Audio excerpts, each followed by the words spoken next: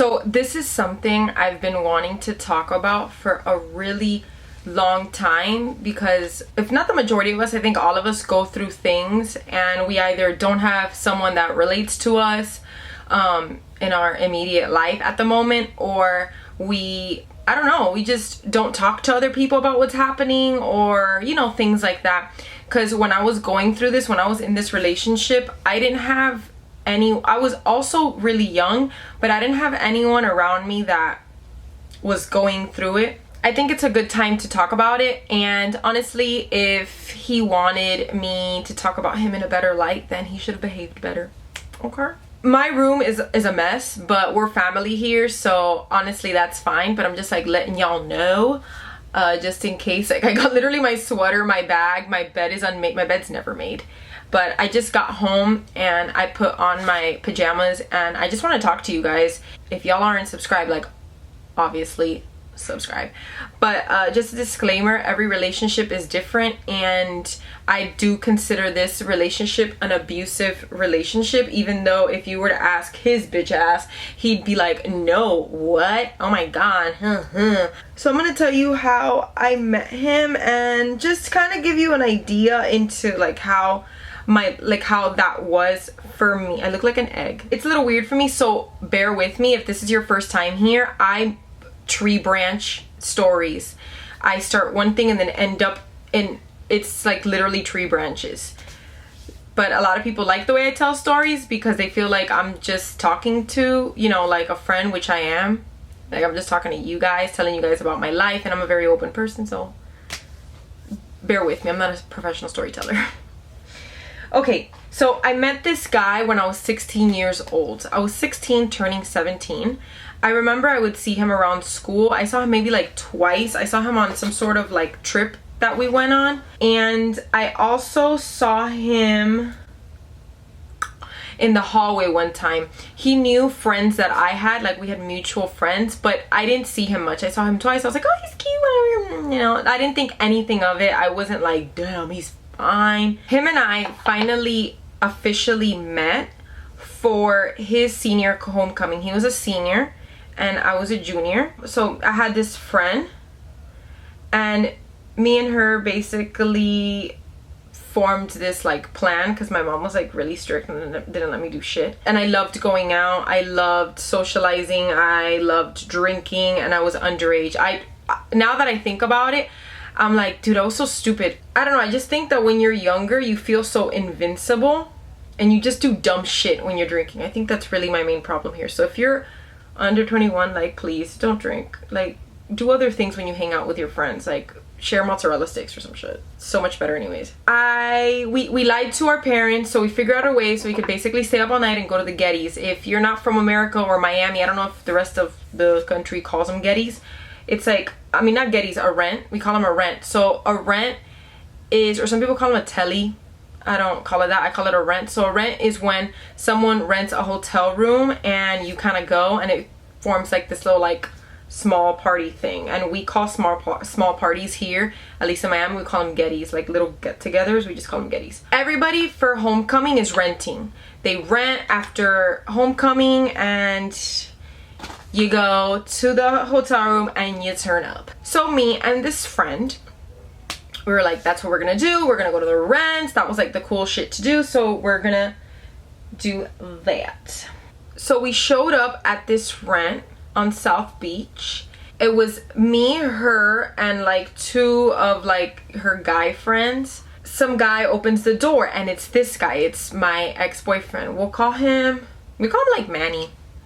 Let's call him Manny. Manny opens the door and me and him kind of just look at each other, but I don't say anything to him. I just walk in, meander my way on into the room, and then I'm like, oh, this is kind of lame. Like, it was really dark in there, and like, I don't know, it just didn't seem fun. And everyone, I think, was like kind of like drugged up, and I've never been into that. So I was like, whatever, like, this is kind of lame. So we left and we go downstairs, we go to the parking lot, and where they're talking, I don't remember what we were talking about. And I just see Manny just meander his way on into the parking lot. He looked pretty drunk. And he just started talking to them. I remember that out of nowhere, he just goes to me. He was like, this girl's funny looking. And I'm like, what?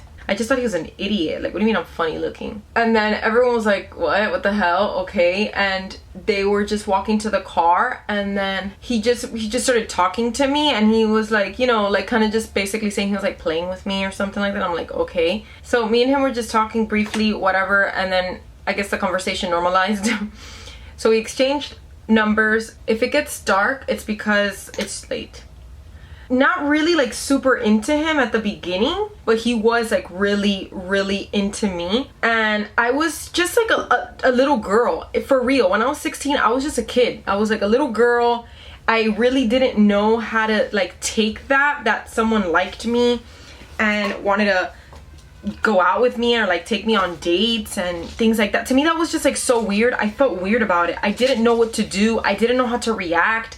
I didn't know how to behave about it. So I learned all these things with him. I kind of just learned how to maneuver this new world of dating, you know, with him. Not because he taught me, but because I was like, oh, I don't like this, or like, yeah, okay, I like this, or like, you know, you just start learning about yourself. In life, you need experiences, because experiences are what teach you so many things. They teach you so many things about who you are, what you like, what you don't like, and all those things. So we moved like really slow with everything. I think we were like talking for like 3 months or 2 months or like 3 months or something, before we actually like started dating. And then when he wanted me to be like official with him, it's not that I didn't want to. I was just like, okay, so this is what it's like to have a boyfriend? Like, this is, okay, I have a boyfriend now? Like, it felt weird to say that.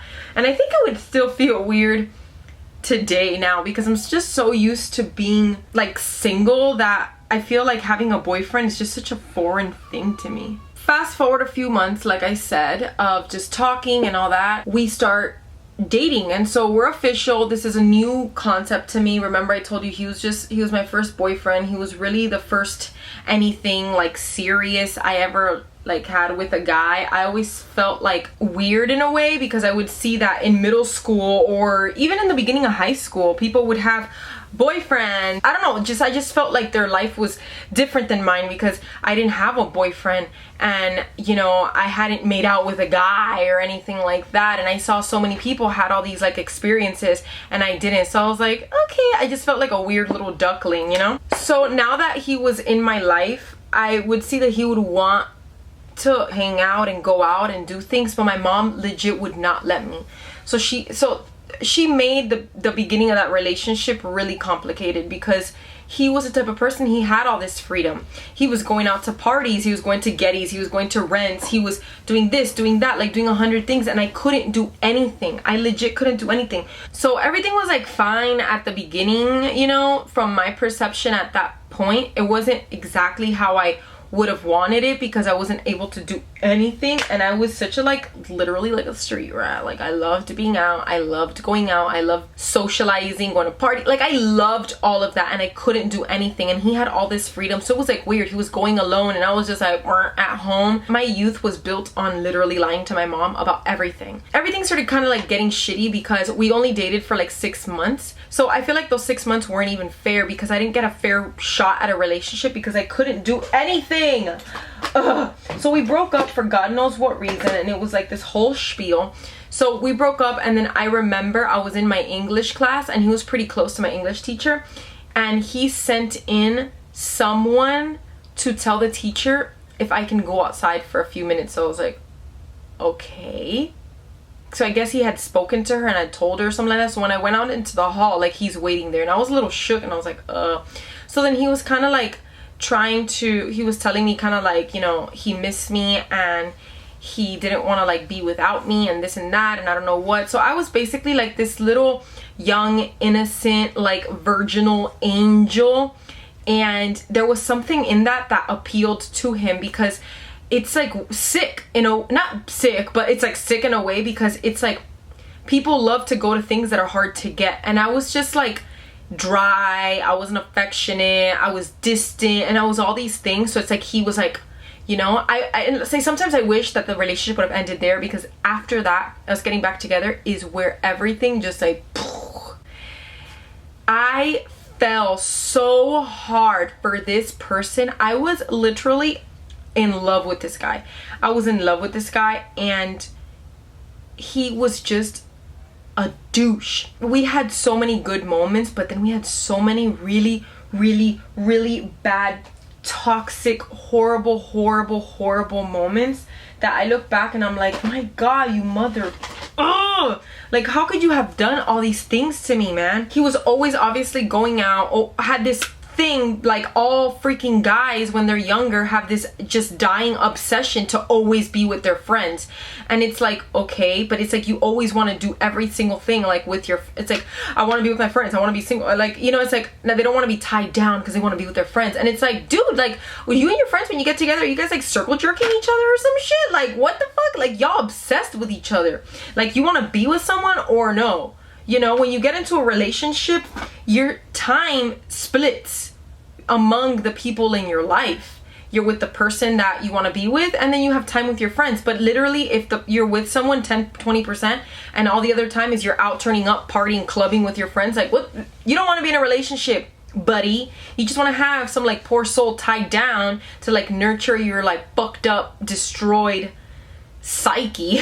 He would basically like always want to be with his friends, and he would lie all the time. My nerves were shot because it was like, I love you so much, oh my God, you're the love of my life, and you're this, and you're perfect, and you're this, and you're that, and then you turn around and you behave completely like opposite of everything. You betray me, you lie to me, you like do all these things that are super fucked up. And for a person that still doesn't know who the hell they are, is still building up who they are as a person and how firm they stand on this ground, like that knocks you off your feet, because you're like, dude, I chose you, I love you, and I chose you, and you choose everyone but me. All that back and forth and inconsistency really throws your mental state for a spin, especially considering that when you're that young, you're still trying to find your balance in this world. I just feel like it's so crazy how we go through our first loves and our heartbreaks and stuff like that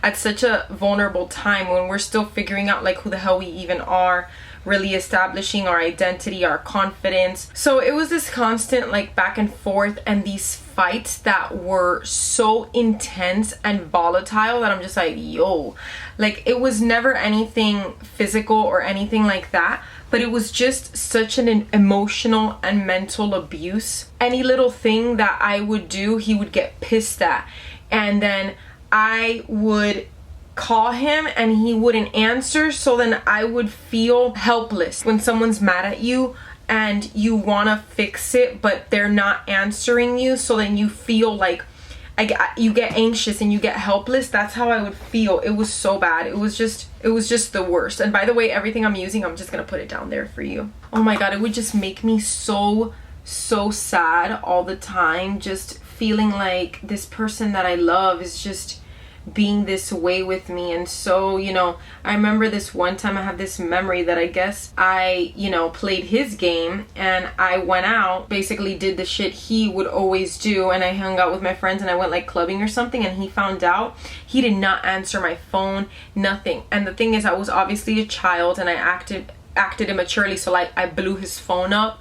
I wouldn't do that now. I would never do that now. But I was blowing his phone up and, you know, like calling him and texting him, like, answer me. Oh my God. Like, you know, what the hell? Like, answer me.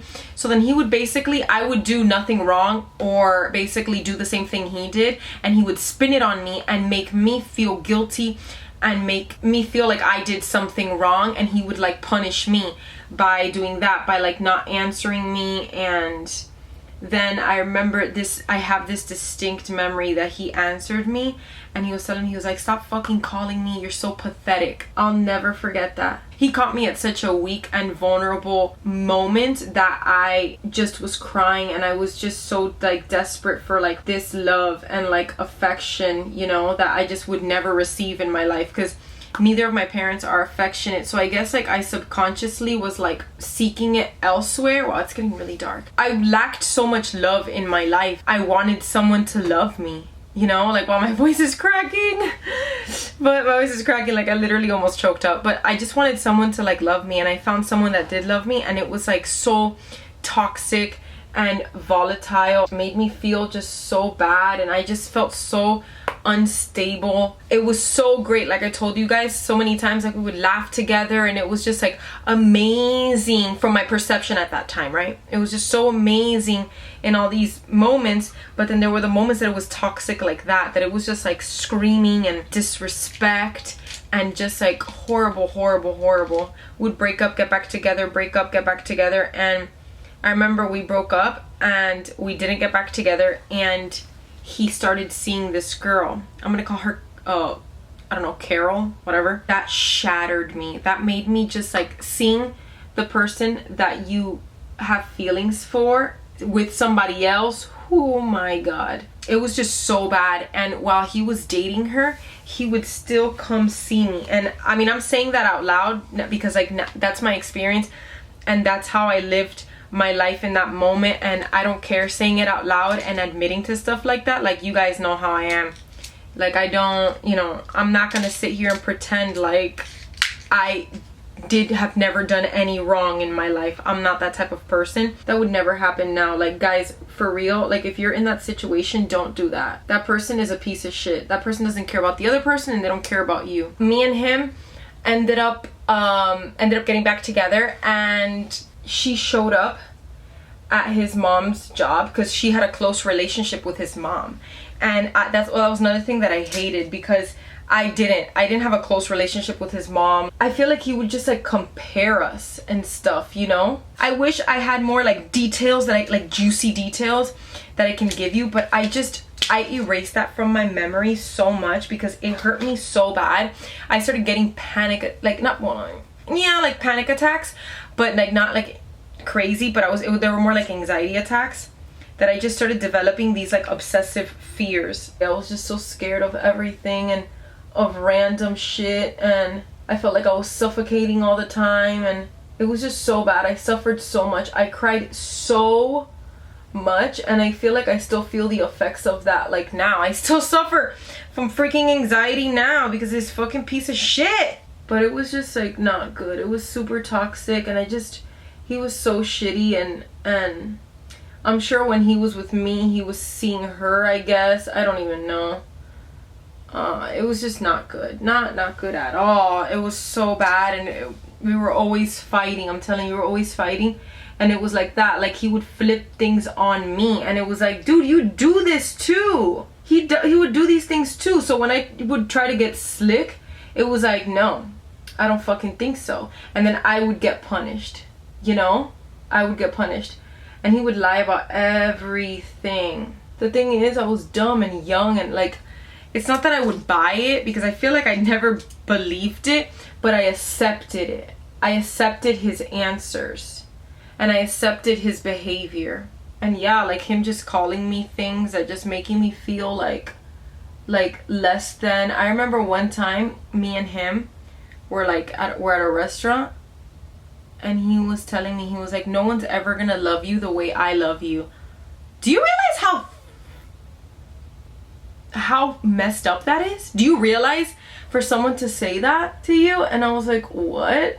And the thing is, I was so in love with him at that time, so I didn't see beyond him, and that's what scared me, because I was like, I can't imagine myself with nobody else. Well, no shit, you're not psychic. You can't see forward. You only live life that way. You live life like step by step, and you can see backwards and see what has happened, but you can't see forward. So I was really scared. I was scared to let this thing go for whatever was here. I remember one time we went on this trip to Halloween Horror Nights when we were like together again. I think maybe we were probably like 20 or like 19 or 20 or something like that. And I remember we were with friends and stuff, and like literally in front of like two of my friends, I was like, oh, I want to eat this or something. And he was like, you need to lose weight. Or no, he said, you need to go on a diet. He didn't say you need to lose weight. He said, you need to go on a diet. And you might as well have said you need to lose weight. You might as well have said, hey fatty, hey fat bitch. You might as well have said that. Because I felt so, I felt like humiliated. I don't know, man. I felt humiliated. You know, I was a little girl and I accepted this bullshit love because no one else expressed love to me. So I was just like, okay. And the thing is, it's not to say that no one loves me, because that's not what I'm saying. It's just people have love languages, and not everyone receives and gives love the same. You know what I mean? If your love language, let's say, is verbal and your mom's love language is gifts or something, you can probably feel that discretion, you know, because you want someone to tell you that they love you. Because to some people that really is not their love language. They don't care for things. They want to be told that they're loved. I hope that makes sense. That would have never flown. I'm so grateful for that first relationship, and that first relationship was like a huge punch in the gut, because that relationship really solidified who I was. And I had a second one that, bro, we need to talk about. I need to talk about. I'm not going to talk about it in this video, but that was another one that it was like basically a story of a guy being with you, but he doesn't want to like make it official, but he wants to be with you and he wants to be around, wants you to be around, and obviously doesn't want you to talk to other guys and this and that, but he doesn't want to make it official. You know what I'm, oh my god. Oh my god. Like, I have had, that's probably why I've stayed single so damn long, because fed up. She's like, I'm done. I'm done here. I feel like I've just had my like fair share of BS that I'm just like, she's tapping out, she's clocking out, honey. She's done working. That's it. I'm done with y'all asses. That's not to say that I'm closed to love. I'm just not, I don't need it. Like, if it happens, great, but I'm not putting up with nobody's shit. Don't be blind to it. Pay attention. People always show you who they are. Always. Without fail. They don't fail. They show you exactly who they are as people and all that stuff. You know how in stories, how there's always foreshadowing? People do the same thing. Your story is no different. If he's talking about his ex early on in the relationship, he's still fucking with his ex. Goodbye. If he's on this back and forth wishy-washy, no, it's not that he's busy. No, it's not that this. It's not that, oh my god, he just gonna, no. It's that he's a wishy-washy ass motherfucker. And goodbye. See ya. Like this. Tudes, no. Do not put up with shit like that. I'm telling you guys, like, I'm telling you. And age, even if you're older than me, like, that, it has nothing to do with it. It's more so like advice from friend to friend, like sister to sister, sister to brother. Like, it ain't shit. Okay, this makeup look came out really cutie. I don't have any contour or anything, so I just look like an egg with lashes. And people show you early on. And when I say like early on, pay attention to who people are. The reason why I emphasize on early on is because you don't have history like that yet. You haven't caught really crazy feelings like that yet. So you have time to get out of there and you'll get over it soon, you know? But when you stay, the problem with staying is that you build up, you're not just in love with this person, but you build up love for the person, and then you can't see beyond them, and it gets really complicated because, you know, you can have things between the both of you, like kids, home, this, that, you know? Early on, just pay attention to people. Even if you've never dated someone before, or you've dated a bunch of people before, whatever it is, pay attention to people and their behavior and the way they talk. Little things like that. It tells you so much about the person, so much. People's actions and words and the way they behave toward other people tell you way more about them than they'll tell you about themselves. Sometimes situations like this, even though as much as we try to avoid them, we just fall into them. So be really mindful of who you give your time to. You know, hurt people hurt people. Broken people are the ones that break people. They, without realizing it, they, or they do realize it, I don't know. You know, like how I was in that situation.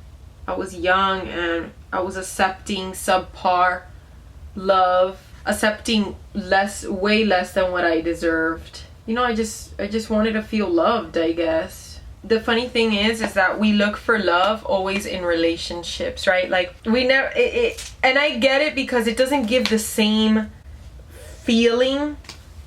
Other types of love, you know, like parental, friends, self-love, the love you feel when you're doing hobbies. There are different types of loves and they feel differently, and I get that. Like, I totally get that. But love is not just what you find in a guy or a girl, like a partner. It's not, that's just scratching the surface of the magnitude of the type of love that's out there and the love that you deserve, you know?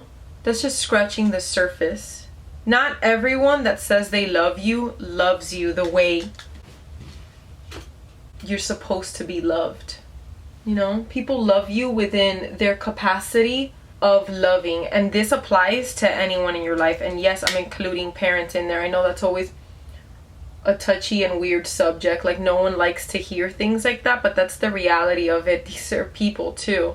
We put so much pressure of like perfection, and parental love is just perfect, and that's not true. They're people also. And again, even when it comes to parents, you do not have to tolerate love that you don't deserve. Straight up. Those are facts, baby. Facts. Love is like a really beautiful thing. When you have real, genuine love, you know, between two people, no matter what it is, like I said, friendships, this, that, or even not even between people, like in situations, like loving something that you do. Like some of you guys out there like love makeup. Like that's a beautiful thing. Like, don't you notice that when you're putting your makeup on or doing whatever it is that you love, you feel like you're in flow? If you don't know what flow is, look it up. It's a psychological term. You know, you're like, it's kind of like when people say you're in your zone. You're out of thought. You're, you know, in your body, in your heart space. You're not in here going crazy like me. You're in a really good and nice space. Like that's flow. You know what I mean, Jelly Bean? But that took so much time to like really learn, and I feel like I still hold a little bit of fear, I guess, when it comes to relationships and being with guys, because I'm afraid of this repeating itself. Like I'm scared. I don't want that to repeat itself. Are you crazy? I ain't doing that again. The amount that I suffered, guys, I'm telling you, my anxiety started because of that relationship. You know, I was literally riding a subway in the middle of New York, my first time ever leaving Miami, and I was in the middle of a subway, and out of nowhere I felt like I couldn't breathe, and then it just spiraled into this constant obsessive fears and just constant you know, like I don't know, it's just constant like anxiety for shit, and it was just like so bad, guys. Like I'm telling you, it was not good. So I'm hoping that, you know, with this video you learned a little more about me, but you also learned a little more about, I don't know, about yourself and about people's experiences out there, and just if you have never found yourself in a situation like that, you take like a little bit of knowledge and advice from this video, and you're able to keep it in mind, you know, whenever you meet someone, and just be aware of people's actions and their words, you know. I know there's this saying that says if you meet a great guy and he treats the waiter like shit, he's not a great guy. So that's kind of what I mean. Pay attention to people. They'll always show exactly who they are and all of that good stuff. People can't hide. People can't hide. They can't hide for long. They can't hide who they are for long. So yeah, if you guys liked this video, make sure you give it a thumbs up so I know that you guys like these like little chatty chit chat type of vids. I put all the makeup that I used, it's in the description box, so you can go and check it out down there. My Instagram is also down there, so you guys can follow me, kind of see what I'm up to day to day. And I think that's it. If there's anything else you guys want me to talk about, I know you guys want me to talk about like my college experience and things like that, just leave it in the comments down below so we have it all in just one place rather than like DMing me or anything like that, because it can get like scattered and hard to keep track of. Just put it in the comments down below, that way I'll know exactly the type of things you want me to talk about. Let me know if you liked this, if this was, you know, kind of up your alley, if you like videos like this where we're just hanging out, a little chit chat. And I also want to do some like kind of girl talk videos. Like I said earlier, a lot of people really aren't honest and upfront about things. They don't talk about sex, they don't talk about boys, relationships, things like that. So let me know in the comments below and we can get into a little nitty gritty. We get a little demonetized on this side. But yeah, anyways, I love you guys. Thank you guys so much for hanging out with me, and I'll see you soon.